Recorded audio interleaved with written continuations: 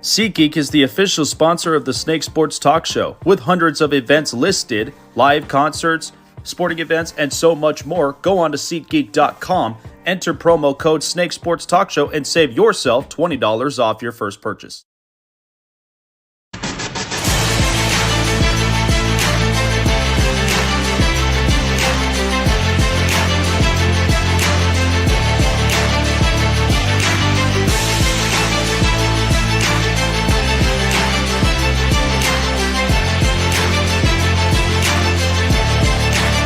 Live from Las Vegas, the Snake Sports Talk Show with Jake Silva starts right now.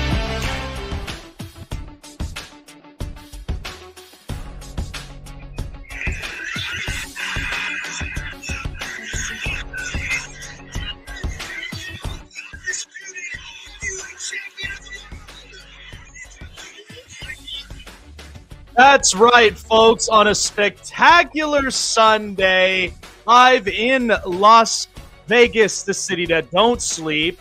It is the Snake Sports Talk Show with your one and only host, Jake the Snake Silva. We're live on all platforms, iHeartRadio, Facebook, YouTube, Twitter, Twitch, and Instagram. That is where you can like, follow, and subscribe and keep you up to date on future and past shows. At Cozzi of Locked On Cubs, us two. Landon Oliver going to be joining us here on the show. I am truly excited.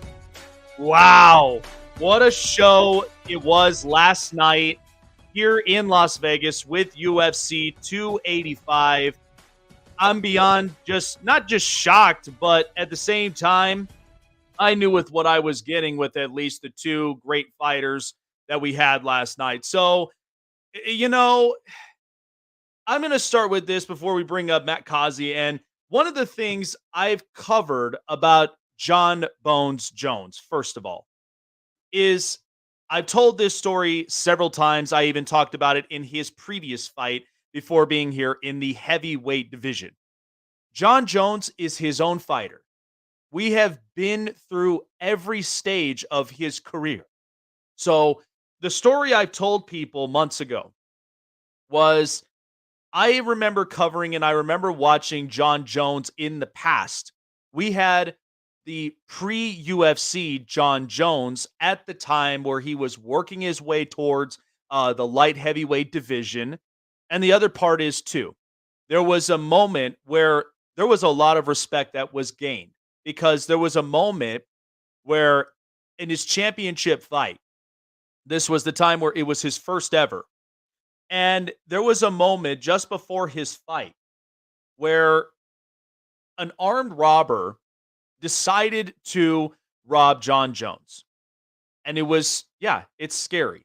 Anybody who's ever been in that position to where you have an armed robber pointed at gunpoint or you're threatened for your life, it's intense. But Jon Jones never backed down from a fight. And so part of that, he ended up beating up the armed robber who tried to test a lot of Jon Jones's strengths and his abilities. But little did the robber know, hey, I'm going to be a UFC champion by the end of this night. So at the same night that the robber tried to really get the best of Jon Jones, he goes into his first ever UFC light heavyweight championship and defeats his opponent to become the undisputed light heavyweight champ. That's where a lot of respects were gained. I know a lot of you kind of saw Jon Jones in several spurts, but look, I mean, we've seen this with stories with great heavyweight boxers. I mean, when we watched Mike Tyson over these years, we watched Evander Holyfield. We watched so many different boxers here and there in different eras and in different time spans. But there's nobody, at least in the UFC, that I can recall who has knocked his own self down a couple of times. We all remember the times where he couldn't stay off the drugs. He could not end up passing a lot of physicals. There was a lot of complications, whether it was here or it was in Arizona or it was in anywhere that he was fighting. There were complications. But aside from all of that, it never changed what his mindset not to mention his physicality and what he brought to the table that all of us as UFC fans knew was entertaining, and we knew this is great stuff. Because we got to the pre-version of John Jones, we got through the tough obstacle of John Jones in the middle of his career, and we know it was tough. But you have to think, after last night, and after just seeing what John Jones has accomplished in his career, he's 27-1 in his record. He was a former light heavyweight champion. Now he's a heavyweight champion. And I believe there's only 2, maybe 3 fights I would approve. One would be Stipe Miocic, which I think is very, very possible. The other fight, I kind of would like to see him and Jan Blachowicz really fight in that light heavyweight. I think John Jones is capable of getting there. And then I doubt this will happen, but I would love to see them settle the score. And I put this on Twitter, Francis Ngannou against John Jones. Let's settle the score. Do you know how expensive those tickets are going to be? And not to mention how flooded out here in Vegas the casinos will be just for the bet line alone. So, and the honorable names that, of course, we've seen over the years with John Jones' career. I mean, at this point, we have to put on him. He's one of the greatest UFC fighters I've ever seen in my lifetime. Nobody who's trained as hard, nobody who's honestly taken just the reins and who has really kind of taken a lot of the obstacles more than John Jones has.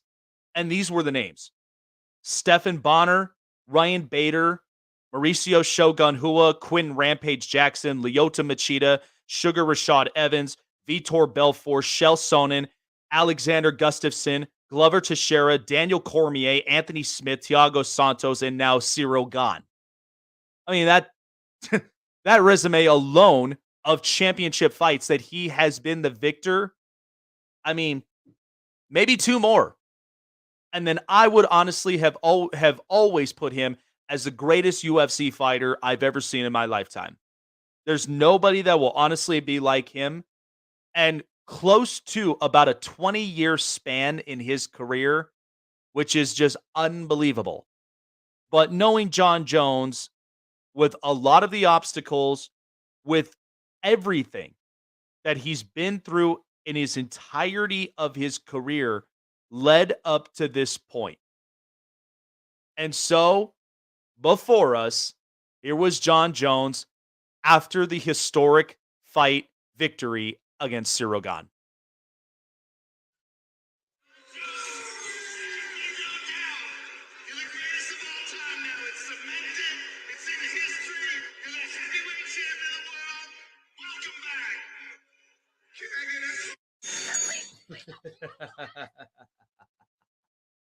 You know, and it is interesting, and I loved the fact that John Jones, being emotional, also being somebody who was, really dealt with a lot of the hard cards, and we know that people kind of thought of him in one way, but never, ever, ever will I think that he doesn't deserve to be one of the greatest of all times. I honestly do think he deserves that.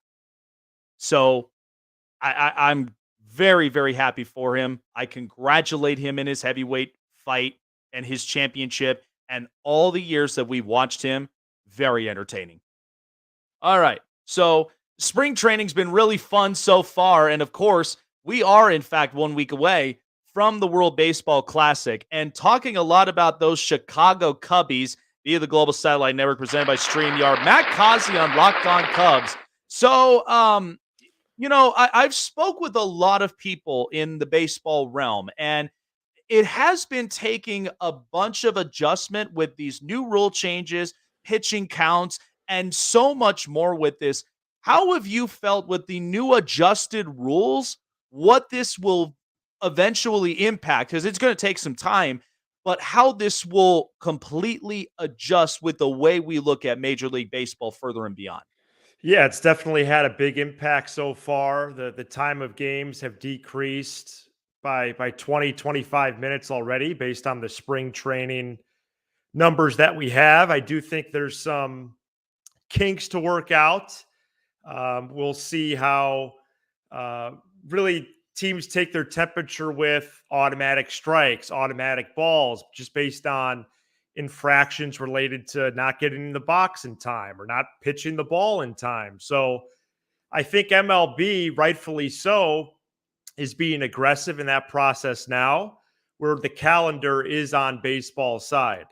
If all this could get worked out before March 30th on opening day, I think it'll be fine. I do think it still could take a couple weeks into the season, but beyond that, the numbers say it should be fine at that point. Major League Baseball has thousands of games in which they did a pitch clock the last couple of years in the minor leagues. And the amount of infractions based on the number of games really plummets about 20, 25 games in. So figure the first month, maybe we see the whistle blown, if you will, even in the big league action. But I think so far so good, because pace of play was really the problem. And you're seeing that really ramped up now, even though it's obviously forced. Yeah, and it is interesting because I've told people this.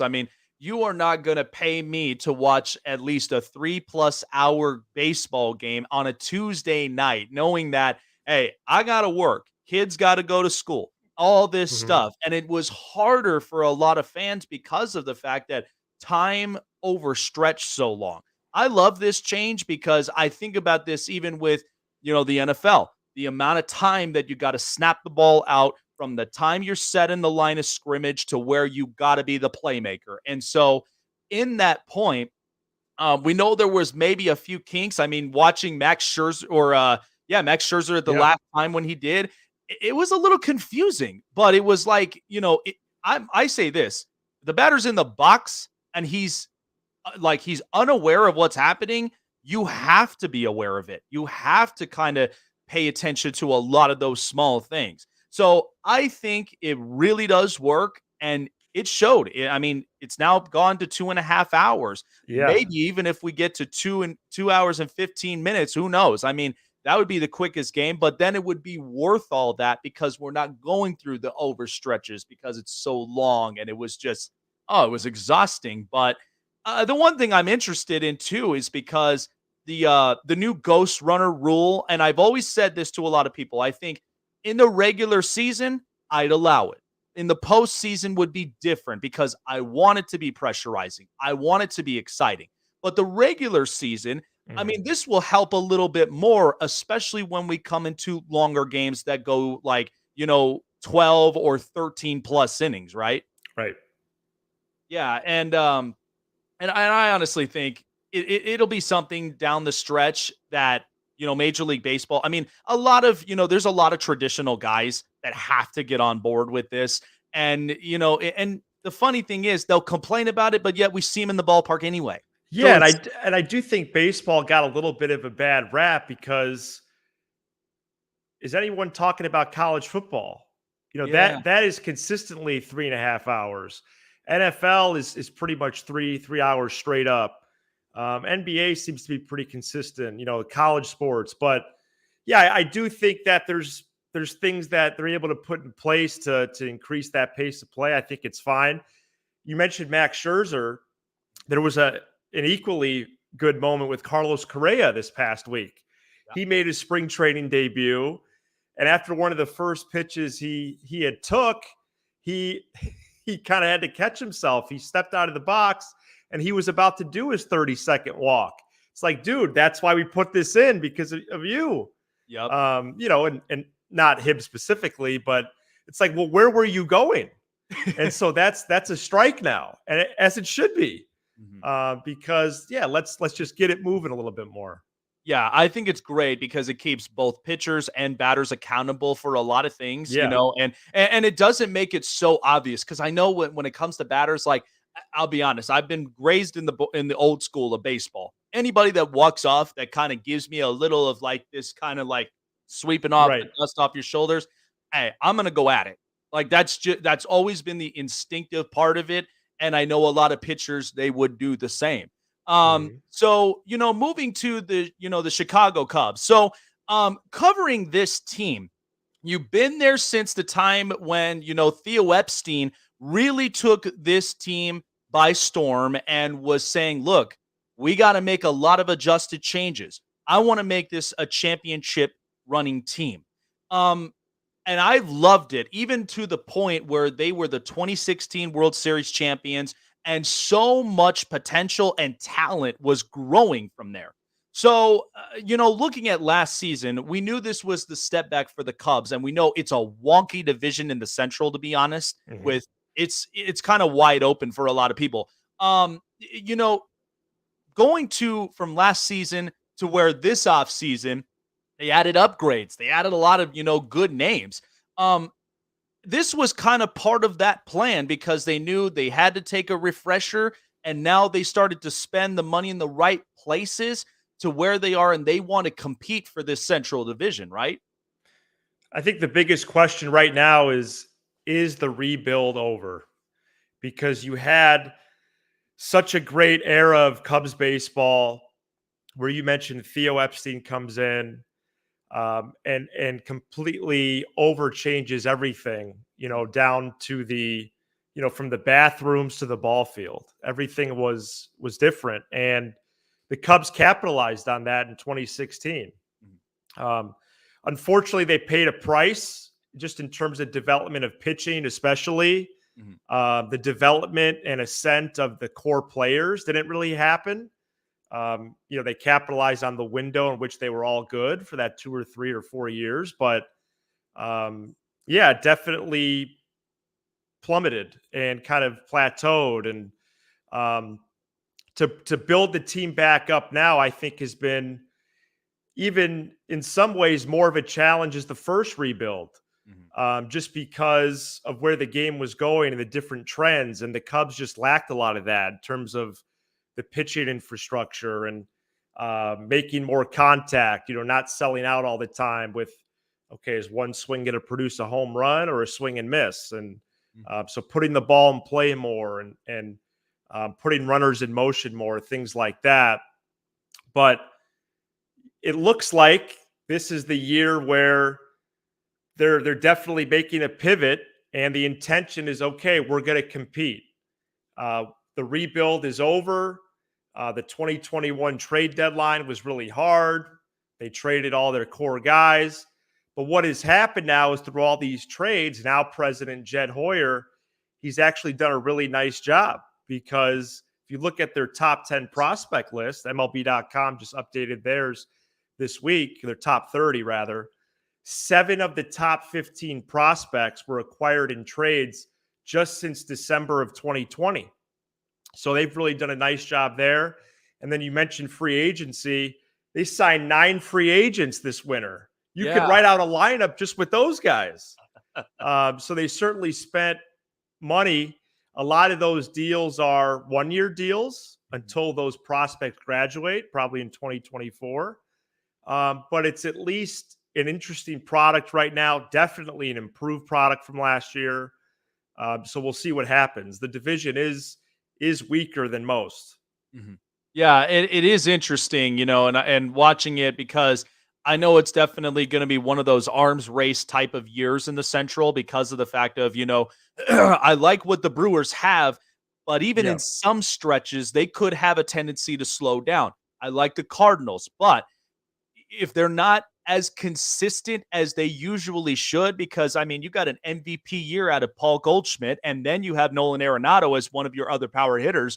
But I mean, you look at the last year, which I thought last year was going to be it, but the last official year of Adam Wainwright before retirement really Mhm. knocks on his door. And then, you got the Cubbies. And so uh, I look at this and free agent signings, and one, if you could evaluate and Mhm. probably pick out one who I think stands out the most. So they signed Dansby Swanson to a long term contracted deal. I thought this could very much work because it was one of those positions the Cubs really needed to improve on. They then pick up Cody Bellinger, they pick up Eric Hosmer and several pieces. Who of those signings do you really see is just, man, he was a diamond in the rough, but he's going to come out and be very impactful for this Cubs roster. Yeah, I think Swanson is definitely the headliner, right? He's Mhm. somebody that the Cubs needed to add. There was about a week period in the offseason and on our show where we were wondering, are the Cubs going to do anything? We were getting impatient, but it materialized where Swanson was the guy. They've really upgraded their defense with him because now Nico Horner shifts from short to second. That's right. And with Bellinger, you can make the case that they have the best up the middle defense in the whole game. Mhm. So that's really what their plan is this year is pitching and defense. So you look at Swanson, and then I would say Jamison Tyone as well. Mhm. Um, that he was there. If Swanson was the top flight position guy they brought in, then Tyone was the top flight pitching guy. He projects on paper as a number 3. Mhm. But in this rotation, he's more of a number 2 and very early indications, early sample sizes, but he's been great this spring. The last 2 years, he's been really solid. The Yankees, he was a Pirate before that. So I think Swanson and Tyone are the easy ones to say, and they should be. They should have that type of impact, especially given the improvements this team has made. But I'm really curious to see the Hosmer Mancini combo because Mhm. the Cubs sign Eric Hosmer, and understandable. They had an opening at first base. They do have a prospect, Matt Mervis, that is knocking on the door. We'll see if he has anything to say about it. But they were always discussing Hosmer and Mancini. And when they signed Hosmer, we thought, oh, well, there's no chance with Mancini. And then hours after the Cubs convention ended, Mancini was announced as being signed. So how are they going to balance these two guys? Right now, the lineup includes both of them with Mancini at DH. But both of these guys have made a ton of hard contact already this first week of spring.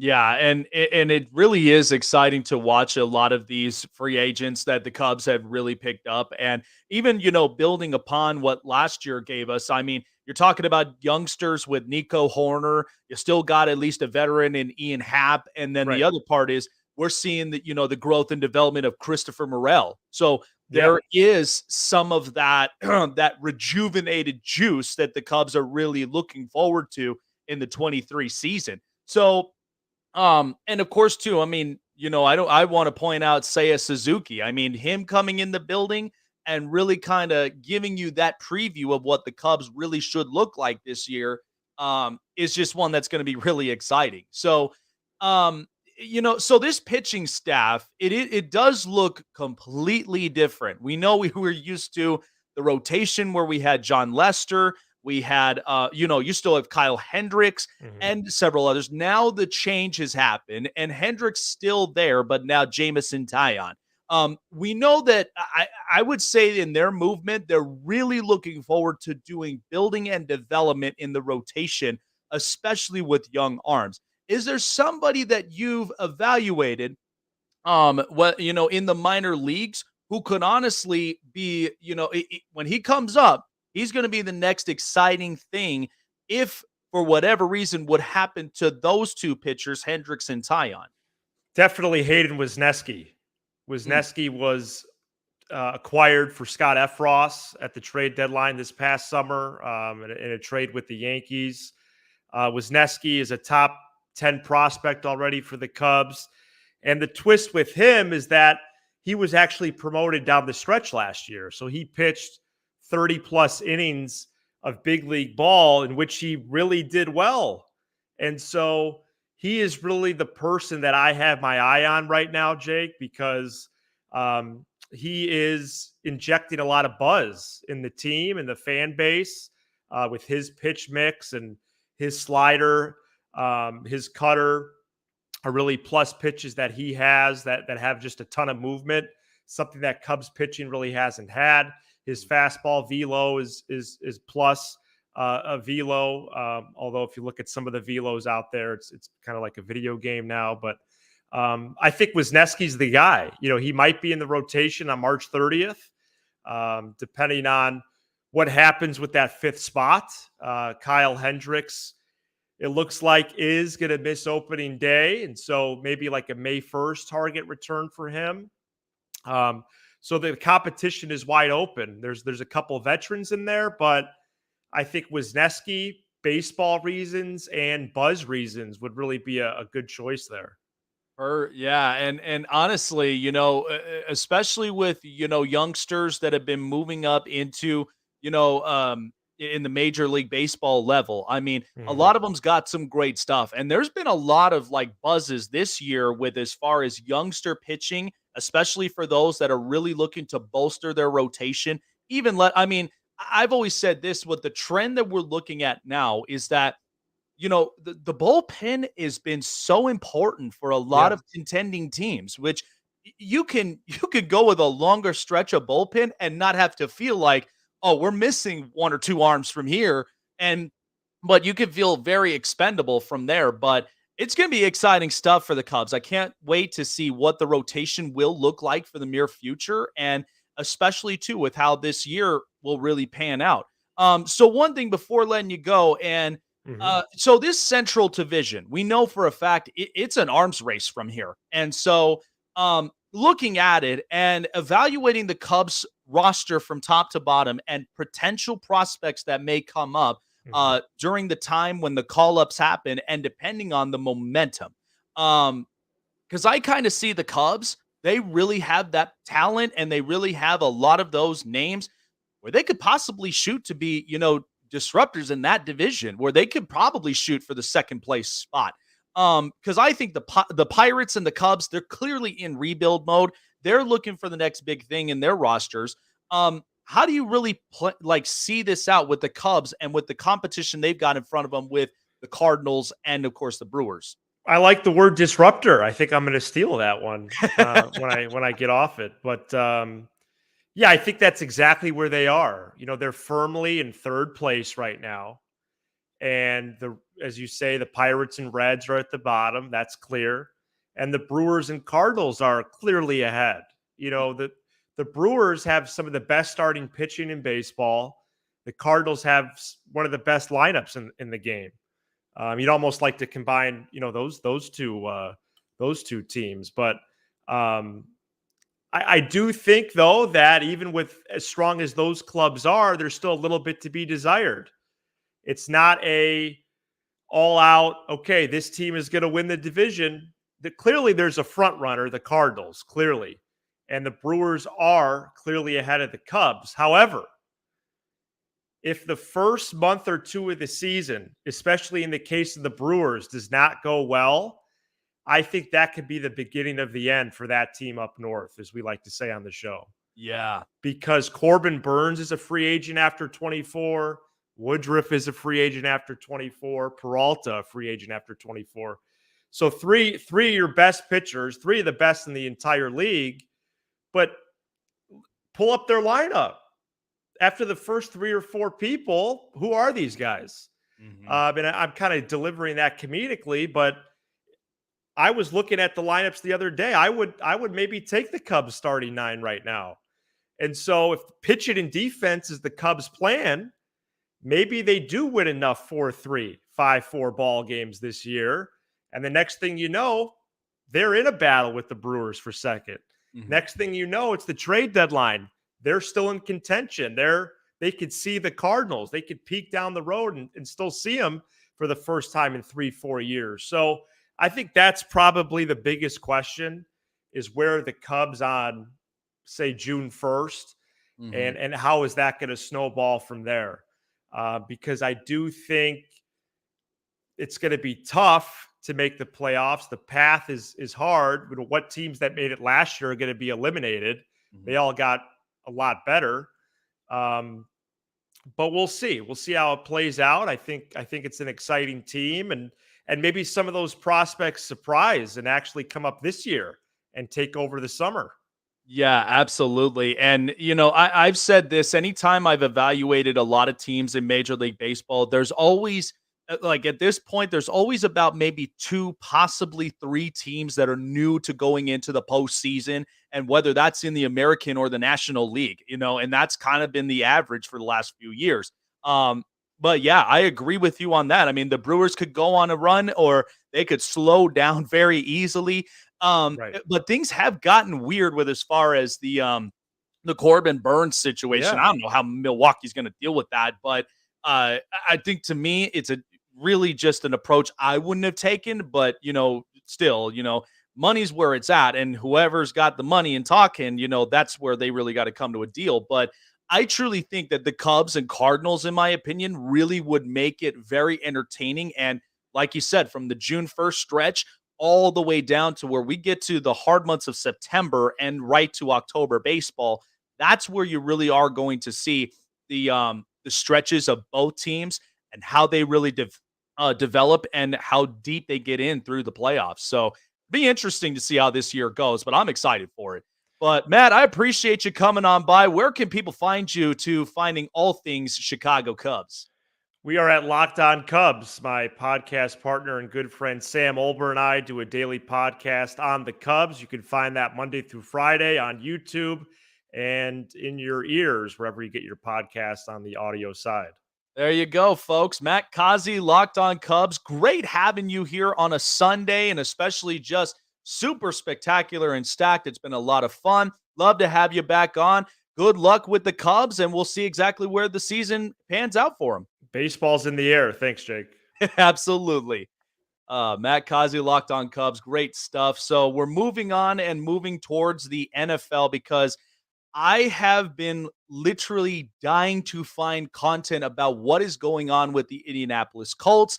And we just so happen to have found one really, really good content creator and really good stuff with covering the Indianapolis Colts. Joining me, Landon Oliver via the Global Satellite Network, presented by StreamYard. So, Landon, this year was strange, in my opinion, with the Colts, because looking at it, like, I love Frank Reich. I love the fact that as a quarterback whisperer and a head coach, the development there really was like promising for what the Colts have been, but then they just kind of took this weird turn. Now you've got Shane Steichen in the building. How is it that, like, how do you think the Colts really have to play this thing? Because I've said this, I said somebody's got to keep Jim Irsay in check, because if he's in his bad moods, he didn't care what happens all around him. But as long as somebody keeps him in his good faiths, the team may be in good hands. And we know Chris Ballard's kind of, on tippy toes with how he's got to manage this. So how do you think, like, just evaluating from last season it gave us to where we stand this year? Thanks for having me on. Appreciate it. And to get into last year, there were a lot of factors that played into the downfall, of where they were going into last year and where they ended up last year. Namely, among those, the offense. One of the worst offenses in the National Football League. Mm-hmm. The deterioration of the offensive line, them letting Mark Lewinsky go in free agency, having no answer at left tackle as well. So you have two new starting spots along the offensive line. And whenever you go out and you sign a guy like Matt Ryan, he's not going to create with his legs. He needs to be able to stand in the pocket, have that protection, to be able to produce. And everything around him deteriorated, as well as some of the stuff that he did, to not necessarily make things worse, but he didn't help things as well, at his advanced age. So it was just a tough season all around. Frank Reich, really going back to the move for Carson Wentz was when things really kind of fell off the wagon a little bit. He pushed hard for Carson Wentz over drafting a rookie. I think at that point in time, Chris Ballard and Jim Irsay both wanted to move forward in the draft, get their guy from the future. One name I've heard multiple times come up is they were very enamored with Justin Fields. And obviously, they moved their first rounder for Carson Wentz, and that doesn't work out. So he was, that's kind of the beginning of the end there for the team. They just, you saw the last 2 weeks of the season with Carson Wentz, how they collapsed, and really it just kind of snowballed into last year. And now they're just looking for a full, I won't necessarily say a full reset or rebuild, because I think that involves a lot of tearing down. And I do think they still have some talented roster pieces, but they very clearly need to move forward. The ghost of the Andrew Luck retirement has haunted this franchise now for 5 years. And I think it's now time to move forward. You're picking in the top 5. You never know when you're going to be this high up again. and this is a pretty good quarterback class. You know, you're not going to have that Andrew Luck, Trevor Lawrence, Joe Burrow type guy, but I think all four of these guys can offer different, you know, things as far as what they can bring your franchise. And really just becomes, you know, what flavor quarterback you want. Do you want the dynamic runner and, you know, multiple guy? Do you want the accurate pocket passer who can create? Do you want the guy that does everything well, you know, with Bryce Young, or do you want, you know, the Josh Allen type with the big arm and, you know, can move with Will Levis? You know, all these guys have different things they can offer. So I think this is where Shane Steichen was brought in to help, you know, change things up. Obviously has great development with quarterbacks in his past. Hired Jim Bob Cooter as well, another guy that's worked really well with quarterbacks. So that's what this offseason's about, is just drafting and developing the next franchise quarterback. Yeah, and it is interesting because I know with, you know, the retirement of Andrew Luck, it really has kind of hit its mark with the Colts franchise, and it has been, you know, a difficult obstacle for them, you know, over the years. And so, I mean, going through Jacoby Brissett, going through Carson Wentz, going through Phillip Rivers, so it's like they have not found their replacement for what Andrew Luck was supposed to be. But I've said this, so, you know, looking at the Colts is I'm like, okay, we need to have a quarterback in the building. But one of the biggest key concerns that I've had is who's given the supports next to, you know, Michael Pittman. I'm looking at several other receivers to where now I do think one of their youngsters that they've got, I think he's a really interesting piece. I think he really would work with this wide receiver core, but there's got to be somebody else up into this building, whether I find it in free agency or I find it in you know, in the draft. And it's like, okay, we'll bring the next quarterback in, but I've always had a feeling Michael Pittman just can't do everything on his own. I think it's too pressurizing. We've seen this with some teams. It becomes a pendulum swing. So, you know, in my opinion with this, I think the Colts, they really do want to look for their franchise quarterback. I've said maybe about a couple of reasons. One is now the Bears are open to trading that number 1 overall pick. Maybe that's something the Colts could really grasp and get their hands on, and maybe potentially get somebody, I think maybe like a CJ Stroud or a Bryce Young. But the quarterback list is so deep that whoever's going to come into this building, Shane's going to build him up. And he's got a great repertoire with being with Jalen Hurts and with Justin Herbert. But, you know, do you think there needs to be a little bit more that has to be addressed on the offensive side? Because I'm all for they got to go and get another wide receiver, because I got to give some help for Michael Pittman. Oh, absolutely. Absolutely.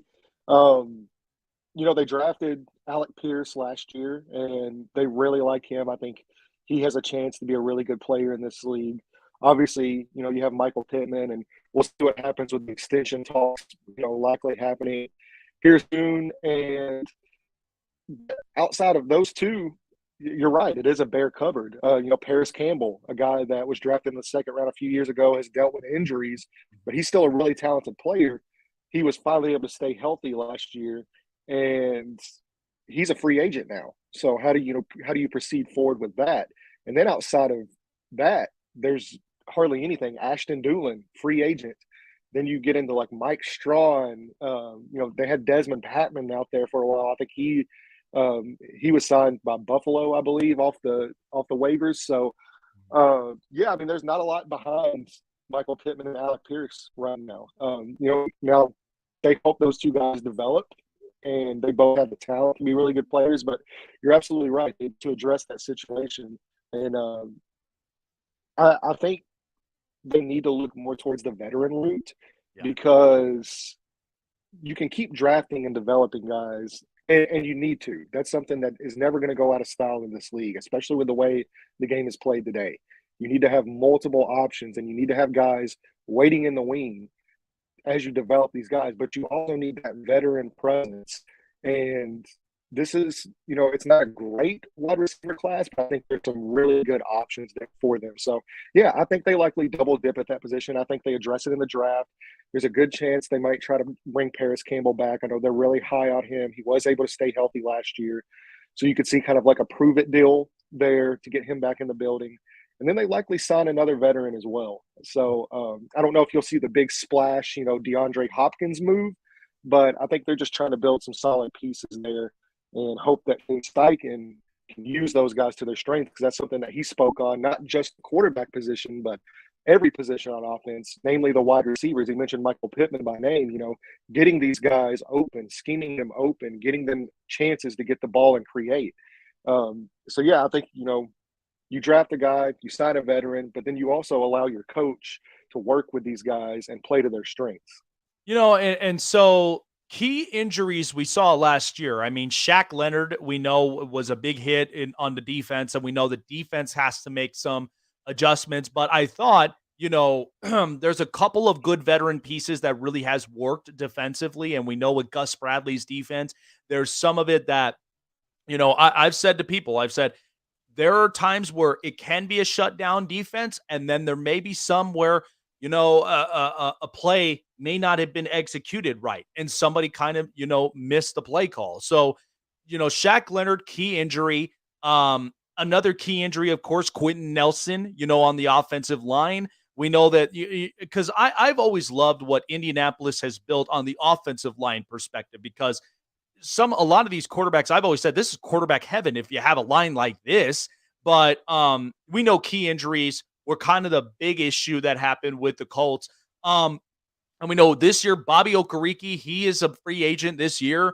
He may end up, testing the market. So how do you kind of see things shake up a little on the defensive side of things? Because at some point, Shaq Leonard's just got to be able to give you more games and hopefully, withstand a lot of just these injuries he's suffered now in the last few years.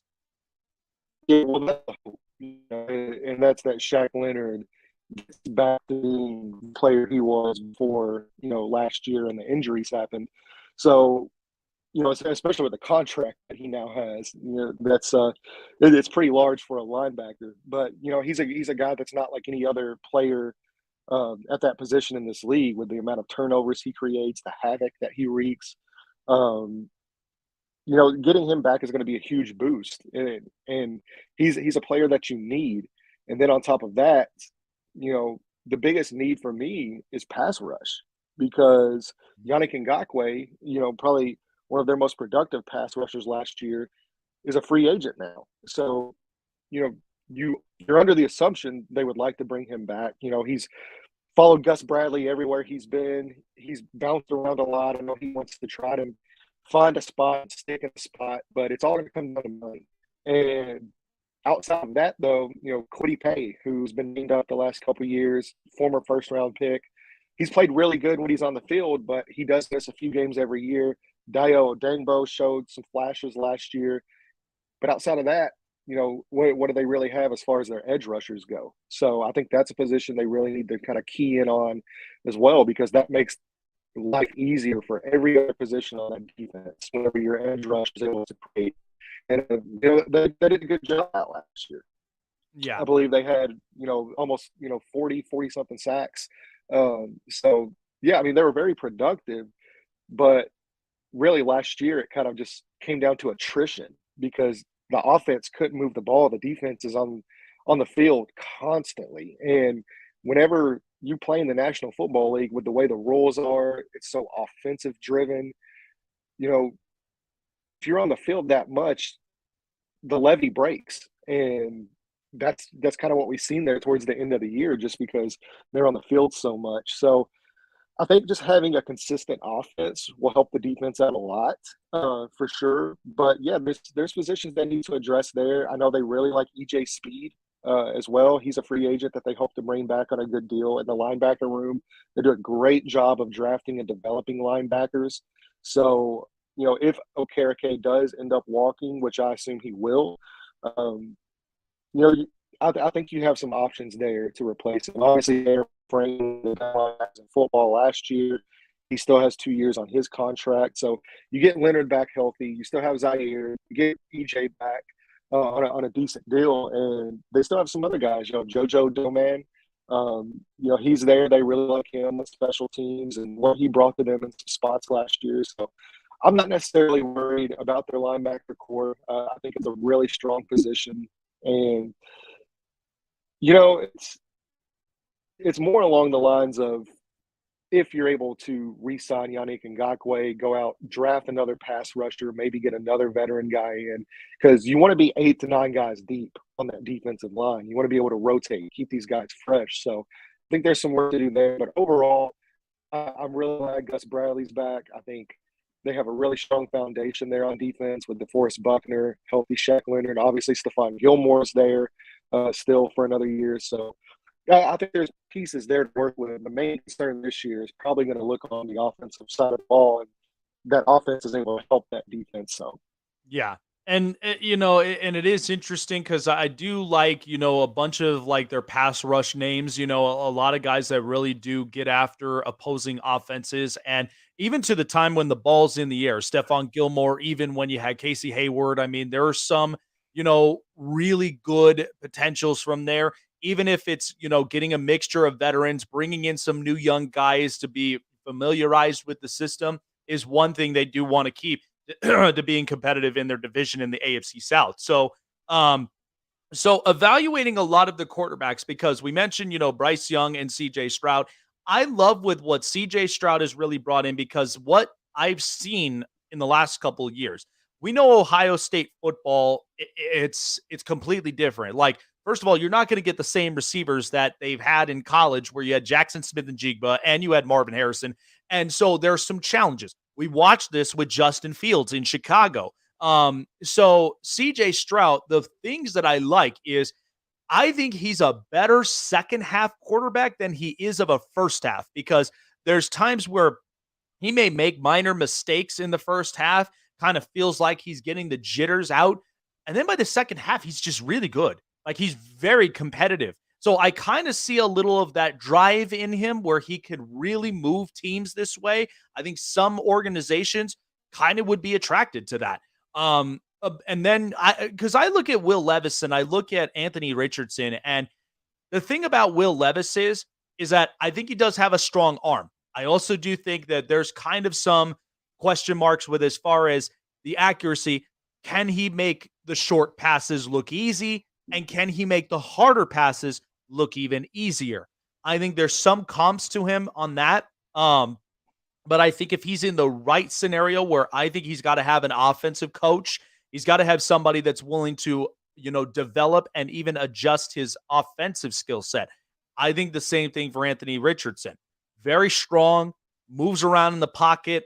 He showed he showed off a lot in the scouting combine. So evaluating that, who do you think, truthfully, like, if this was the deciding factor, the Colts, I think, really have to go with, who do you, on your mind, think is a comfortable fit that Shane Steichen really can look at and can develop, where they can be tough competitors within their division, even with a rising star in Trevor Lawrence, with Jacksonville? yeah. Well, I mean, this was part of the great thing about the Shane Steichen hire, because he has worked with so many different guys. He's worked with, Jalen Hurts, the mobile guy. He's worked with the statue and Phillip Rivers, that stands in the pocket. And then he's worked with Justin Herbert as well. His rookie year, and he did his rookie year breaking the touchdown record and all. 4,000 yards passing for a rookie. I mean, that's fantastic stuff. So it really just kind of depends on where he wants to go with this. I would say the two guys I would keep my eye on, and when you listen to Chris Ballard talk, you listen to Shane Steichen talk, they constantly preach, accuracy, decision-making, the ability to create outside of structure. To me, that basically just screams CJ Stroud and Bryce Young. Now, I do know Chris Ballard is very keen on measurables and, athleticism and how guys look. And, one thing he always describes as being able to feel somebody's presence when they're working out or throwing and stuff. So that kind of makes it a little hairy for Bryce Young, but there are always exceptions. To me, the guy that fits them perfectly is CJ Stroud. I think he has everything they look for. And yeah, he did play with really talented receivers there at Ohio State, but there's a difference between throwing to open guys and throwing guys open. And I think he threw guys open extremely well. And it's just the ball placement he possesses, the accuracy, And when you talk to people around the Ohio State program, you get to really have a sense of who this kid is. And something that always kept coming up whenever I was in discussions with other people was his mind. And they say he basically has almost a photographic memory, his ability to recall things that happen in games and in play, the playbooks and plays, is just uncanny. And so that even kind of alludes to your point there of how great he is in the second half of games, is because once he sees something in a game, he's able to diagnose that, and you're not going to fool him twice.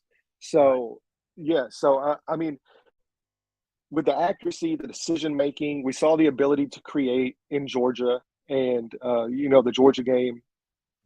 So he just fits, to me, everything that they look for. And I think he had a really good showing yesterday at the combine. All week long, really, you heard about how well all four of these guys did in interviews. The one intriguing name that I am really keeping my eye on, though, is Anthony Richardson.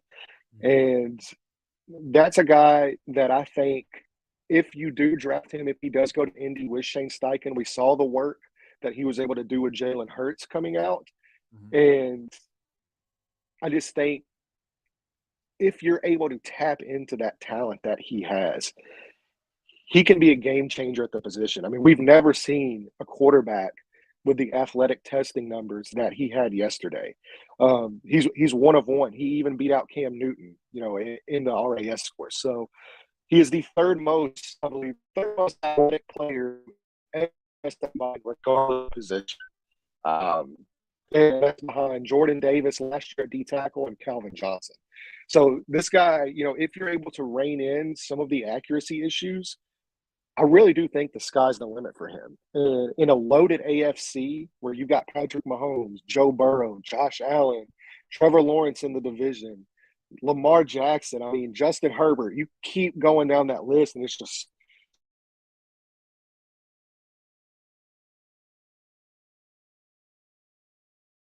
Oh, did we lose the feed? Oh,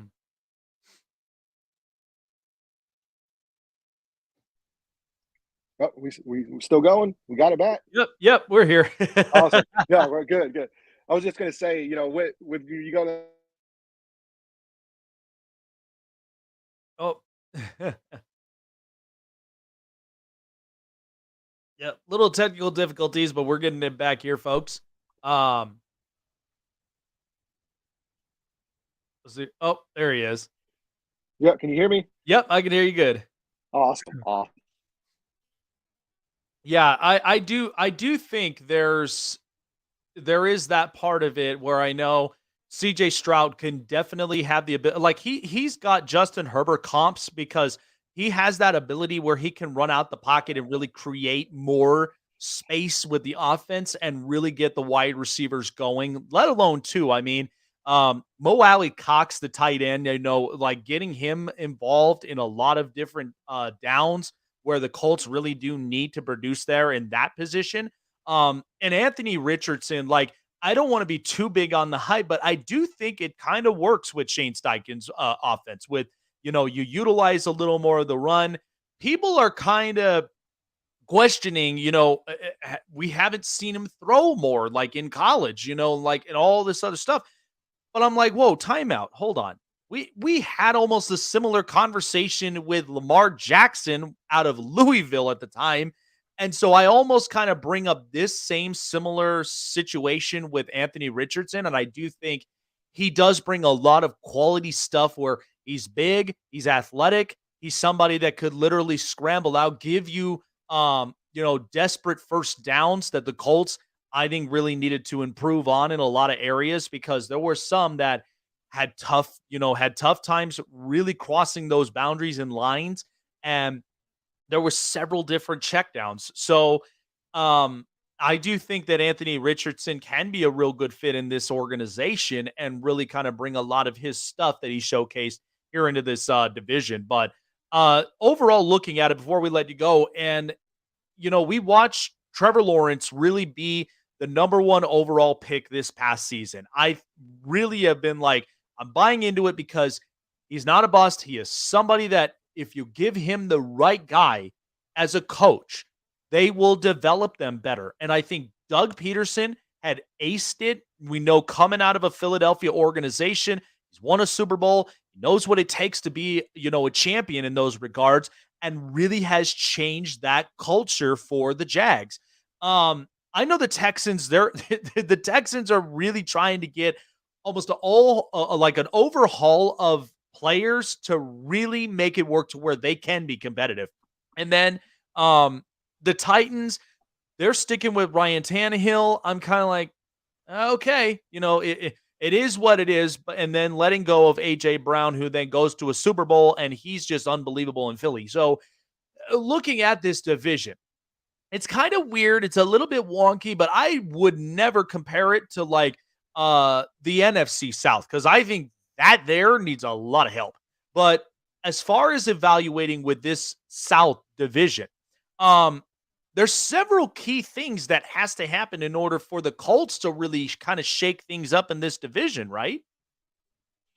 Yeah. Well, I mean, when you look at it, this is a team that hasn't won the AFC South since 2014. So you're going up on 10 years without a division title. And I know that really bothers an owner because this organization is so used to running this division.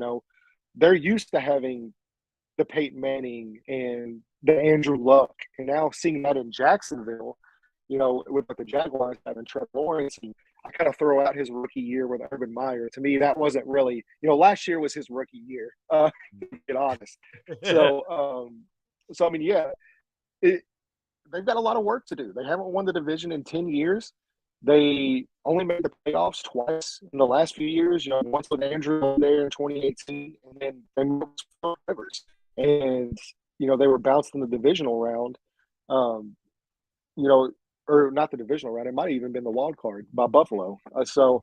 Yeah, I mean, this is an organization that is so used to success over the last 25 years, and they're now starving for that same success. So that's what this offseason is about. This offseason is not about 2023. This offseason is about 2025 and the next 10 to 15 years of being competitive in the National Football League. So I just kind of want to set expectations that, hey, they know where they're at. And yes, they do still have some talented pieces, but they're not drafting a quarterback in this class with the aspirations of competing 2023. They're looking at the next decade plus of getting back to that level of excellence that this organization has, enjoyed. So, yeah, they have a lot of work to do. Jacksonville is very strong. Let's not forget they get Calvin Ridley back as well next year. Yep. So that's another added piece as well. Another year of Trevor Lawrence in the same system there with Doug Peterson's. He's only going to get better. He's already a borderline top 5 quarterback. I wouldn't put him there just yet, but I think another year under his belt, he could be in that same discussion with the Josh Allens and Patrick Mahomes type of guys. And then Houston, they just hired DeMeco Ryans. They're going through a rebuild. They pick before the Colts, and they need a quarterback as well. So if you don't move up to one, you risk the guy that you want the most getting drafted by Houston, and then he's kicking your ass for the next 10 years. And that's not something they want to see. So, right. With Tennessee, it's a little more muddied. Obviously, with the collapse last year, don't really know what direction they're going in as far as Malik Willis, Ryan Tannehill, Derrick Henry's getting a little older. So we'll kind of see where they go. But, yeah, I think right now the Colts clearly have some work to do to catch Jacksonville, to catch Tennessee even, because Tennessee's won that division the last few years outside of last year, and they've had some playoff success. So, yeah, I mean, it is what it is. You are what your record says you are, and they're a 4-win team that hasn't won the division in 10 years. Yeah, and that's going to be one of the levels of competition that I know that the Colts they really got to get back into, because we know this in the NFL. If you're not winning majority of like your division games or even winning the division itself, it's hard to take you seriously when it comes to, the opening path to the playoffs, and so it is a competition that the Colts, I know, would love to take it head on, but we also know there's a lot of different developments, and there's also a lot of, key rejuvenation and builds that has to happen with this team to really get them back to where they want to be and be competitive in this division. But there's a lot of good stuff, but I think that there's going to be, I think the Colts will be okay as long as the ship itself continues to stay afloat. And, we really see the development work to the best of their favor. So hopefully we'll see some great stuff with the Colts, but great stuff out of you, Landon. Where can people find you with everything Indianapolis Colts? Yeah, well, I cover the Colts for the Blue Stable. So that's go ahead and follow them at the Blue Stable. You can follow me at Landon3MR there with Three Man Rush. I do a podcast as well with my buddies. We discover a bunch of topics, but yeah, just find me on Twitter, find me on YouTube with the Blue Stable. Also do some writing with them as well. So you can follow any of my work over there with them. Also, guys, NFL free agency frenzy. March 15th on a Wednesday. I've got my calendar marked. It's going to be a lot of fun. Lots of big names that are going to get moved, going to different places, maybe some re-signings. And then we've got the draft coming up as usual, late April. So it'll be interesting to watch. Landon, appreciate your time. Thank you so much. Enjoy the rest of your weekend, and we will definitely see you soon. Thanks, Jake. Have a good one. You too. Yep. And I do think, though, that the Colts in some areas, because this is what really worried me about this franchise, is because I love Chris Ballard. I think he's a smart general manager. But the last thing you got to have is, and I know with a lot of owners, there's some competency. We know this without a doubt.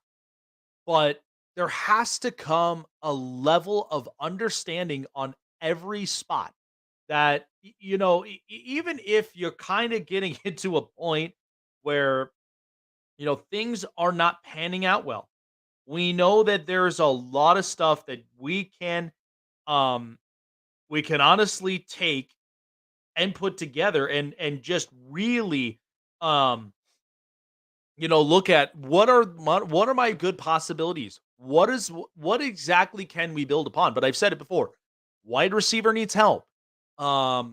I think in parts of it might want to, expand a little bit of the offensive line, because we know Quentin Nelson was a key injury that really hurt them in the end. And then there's, bits and pieces of defense. We know D-line needs a little bit of something. They need an edge rusher. They need some really good shutdown players that could really become disruptors in the AFC South. So, but I do like it. I do like the evaluation when it comes to the quarterback position, because any quarterback that comes in here, Shane Steichen had a great year when he had developed Justin Herbert. And he had great times, and even when he had a pocket passer in Phillip Rivers, and even at a time where he had Jalen Hurts, mobile quarterback, seemed to have gotten better week after week, and the Eagles would be in great hands. So that's where you really look at, and you've got to be excited for, Colts fans, because my only thought is you move from one offensive head coach to another. And I think both those coaches are very smart in their own degrees. And I think they really do make a huge impact in their organizations. But as far as expanding the play and as far as really developing a lot of their quarterbacks, I think that's where the challenge comes from for the Colts. So Shane Steichen and, everybody else, Chris Ballard and Jim Irsay, they really all got to be on the same page. They got to make sure that this growth and development really will work, because it is, as I've said, if you're not winning majority of your division games, it's hard. It's very, very challenging and hard to take you seriously when it comes to playoff time. It really does. So I do want to say this, though, because my one big thing about the Phoenix Suns and Kevin Durant is a lot of people don't quite seem to be fully invested in and at least buying some of their stock. There's some that are real skeptical, some that are pretty sure. I am on the sure side of things when it comes to the Suns. First of all, Kevin Durant is not looked at as a liability anywhere. Brooklyn was just hard as hell. And we know Oklahoma City, first of all, the Clippers are 0-4 since getting Russell Westbrook. What is that telling you? I know he's hyper athletic. I know he's somebody that could really just give you points, give you minutes. But it's taking the ball away from a lot of your impact players, which is why the Clippers sometimes will do Clipper things. But the thing about that I'm very sure of with the Phoenix Suns is that you have a really good roster where Devin Booker is going to get his time and shots. Chris Paul can distribute the ball and could really make some big stuff because we know he's a big veteran presence. Kevin Durant will give you the shots, give you the stops, give you exactly rebounds, maybe even blocks and steals. But we also know, too, DeAndre Ayton, he's got to be that big man to give you rebounds, to give you backboards, to give you a lot of stuff. And I think the way Monty Williams is really kind of going about this with the Suns is that this looks like it's a well-improved roster. You have veteran and youngsters that are all around in this roster. And so this does not seem like this is like one of those things for the Suns where they'll get far and come up short. I don't believe that. I think this, because of the way of how wide open the Western Conference looks like, the Suns may have a chance. Golden State is looking better. So there is all the chances in the world where I think, honestly, if I'm evaluating my Western Conference prediction, I think it honestly would be the Suns and the Warriors. I'll be honest. Because, first of all, what is John Morant thinking, waving his gun around on social media of all big platforms, and you're making a fool out of yourself? Get that out of here. Because this is not exactly what pro athletes are shown to do. And we know in the NBA, there's been stories. Did we not learn from the NFL when Damon Arnett was doing something like this and he got cut? You are lucky you're not cut by Memphis, because honestly, I would have pulled the trigger. I don't care, because ultimately I know John Morant is hyper athletic. I know he's somebody that's real good, but I think the Grizzlies are just going to be eliminated in the first round. I don't see them going far. I think they're cocky. I think they really do make a fool of themselves than what a lot of people seem to believe. So I don't really trust a lot of this Memphis stuff. But as far as everybody else, if Jamal Murray and everybody on that roster is healthy, Denver may have a chance. But I'm not trusting, Dallas, because I do like Luka Doncic, and there's, you have Kyrie. They don't have a defense. This is what makes it really straining and hard. And so I don't think Dallas would really be that team to get over the hump. There's too many different, liabilities that are there, which is why I think in the offseason, go get Anthony Davis. Go get somebody who is a stopper, somebody that's a real good defender, because they're going to need it. But everybody else outside of the Suns, the Nuggets, and the Warriors, those may be the three trustworthy teams. I like with what the Kings have done, but they're too young. All right? If you had a lot of playoff experiences, which one of them they have is Domantas Sabonis. Everybody else is fresh and young. So if you have more of that veteran playoff experience, you could be a very different team. But the Western Conference, as much as I look at it, it's wide open. There's only 3 teams I feel so sure about because everybody else is all in the East. So, when you got Milwaukee and you've also got Boston, those are just the teams I trust. But I think there's 3 of them. That's the Suns, Nuggets, and Warriors, and then Boston and Milwaukee. Those are the only teams I trust, I have good faiths in, and I think, honestly, when it comes to the playoffs, those are teams that you're really going to want to watch for. So I really am excited for that. But I just think, again, my evaluation with the Suns, it's clear Kevin Durant is going to be the Kevin Durant he's always been. No longer the Brooklyn spiel, no longer all this stuff that's really kind of been holding him back. Plus, Did you forget he won championships in the past? So he's going to look to prove that in a young Phoenix core, which I think is going to be really entertaining to watch. So I'm all for it. But I think those are the three teams I really evaluate in the West. Everybody else, first round, second round exits. That's really all that that's really all it comes down to, and that's really all that I see from there. All right, folks, that's going to do it here for the Snake Sports Talk Show. I appreciate everybody who has joined us this morning and all throughout the weekend. Like us, follow us, and subscribe to us. Facebook, YouTube, Twitter, Twitch, and Instagram. Shout out to everybody who had joined on this past weekend. Matt Cozzi, Locked On Cubs, Landon Oliver, the Blue Stable for the Colts. Stacey Gotsulias yesterday with Locked On Yankees, and of course Hunter Hodes with Locked On Penguins. We had a lot of great content, great interviews. Appreciate everybody taking the time. And next weekend, it's going to be real interesting, but we've got a lot in store for you guys next weekend. So you don't want to end up missing that. Keep yourselves up to date. Like, follow, and subscribe, and hit the bell button to keep you up to date for future and past shows. This is Jake the Snake Silva signing off here. We will see you soon. Have a great rest of your weekend, and we'll see you on the next episode of the Snake Sports Talk Show. Take care, guys.